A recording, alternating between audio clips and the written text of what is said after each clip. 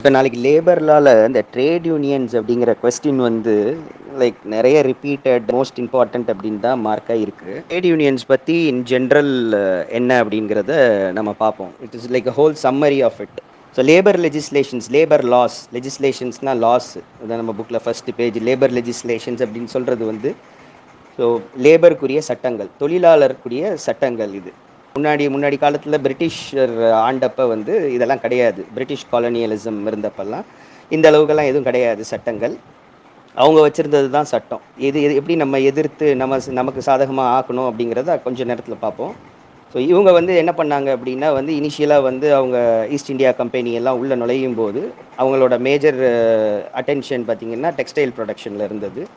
So அதுக்கப்புறம் வந்து ஃபர்தராக வந்து பிளான்டேஷன்ஸுக்கு போச்சு. பிளான்டேஷன்ஸுங்கிறது வந்து நம்ம இந்த டீ எஸ்டேட் அந்த மாதிரி இடங்களில் பயிரிடுறது. ஸோ அதுக்குள்ளே அவங்களோட பிஸ்னஸ் இருந்துக்கிட்டு இருந்தது நிறைய. ஸோ இதெல்லாம் வந்து அவங்க வந்து ரொம்ப ஒரு மாதிரி தாழ்த்தியே தான் வச்சுருந்தாங்க பிரிட்டிஷர்ஸ். ஸோ அவங்க வந்து அடிமைகளாக வச்சு வேலை வாங்கினாங்க மோஸ்ட்லி. இது மும்பையில் இருக்கிறவர் வந்து லோக்கண்டே அப்படின்னு சொல்லி LOKHANDE லோக்கண்டே அப்படிங்கிறவர் தான் ஃபஸ்ட்டு இதுக்கு எதிராக குரல் கொடுத்தது. இது 1884 1884 1884. ஸோ லேபர்ஸ்க்கு எதிராக வந்து பிரிட்டிஷ் கவர்மெண்ட் நடக்கிற விதத்தை வந்து போராட்டம் ஸ்டார்ட் பண்ணார். இதுக்கு அவர் பண்ண முதல் இன்ஸ்ட்ருமெண்ட், முதல் கருவி அவர் யூஸ் பண்ணது வந்து ஒரு நியூஸ் பேப்பர் வந்து தீனபந்து அப்படின்னு ஒரு நியூஸ் பேப்பர் போட்டார். DENABANDHU அப்படின்னு சொல்லி அந்த தீனபந்து அப்படின்னு ஒரு நியூஸ் பேப்பர். அது வந்து இவங்க லேபர்ஸோட பிரச்சனைகளை வந்து டிஸ்கஸ் பண்ணி அதை வெளியில் கொண்டு வர்றதுக்கு அதை யூஸ் பண்ணிக்கிட்டு இருந்தார். இதனால் அவருக்கு நிறைய ஆதரவுகள் பெருக அது மூலமாக போராட்டங்கள் நடக்க ஆரம்பிச்சிச்சு. ஸோ அவர் வைத்து இந்த முக்கிய கோரிக்கைகள் என்ன அப்படின்னா வந்து limitation of working hours. First இந்த பிரிட்டிஷ் டைமில் வந்து there was no limitation of working hours. ஒரு ஆள் உள்ளே போகணும் அப்படின்னா இவ்வளோ நேரம் தான் வேலை பார்க்கணும் அப்படின்னு எதுவுமே கிடையாது. 8 ஹவர்ஸ் இருக்கலாம், 10 ஹவர்ஸ் இருக்கலாம், 11-12 ஹவர்ஸ் இருக்கலாம். இந்த ஓவர் டைம் கான்செப்ட் எல்லாம் அப்போ கிடையாது. ஸோ அவங்க வந்து இந்த லிமிட்டேஷன் ஆஃப் ஒர்க்கிங் ஹவர்ஸை வந்து வேணும் அப்படின்னு சொல்லி அவங்க அதை முதல் கோரிக்கையாக வச்சாங்க. ஸோ ரெண்டாவது கோரிக்கை வந்து வீக்லி ரெஸ்ட் டே. ஒரு வாரத்துக்கு வேலை பார்க்குறாங்க எல்லாரும் அப்படின்னா வந்து ஒரு நாளாவது ஒரு நாள் வார ஓய்வு வேணும், வாரத்துக்கு ஒரு நாள் ஓய்வு வேணும் அப்படின்னு சொல்லி அவங்க கேட்டிருந்தாங்க. இது ரெண்டாவது கோரிக்கை. மூணாவது வந்து நூன் டைம் ரீசஸ். நூன்னா ஆஃப்டர்நூனில் அந்த ரீசஸ் டைம்.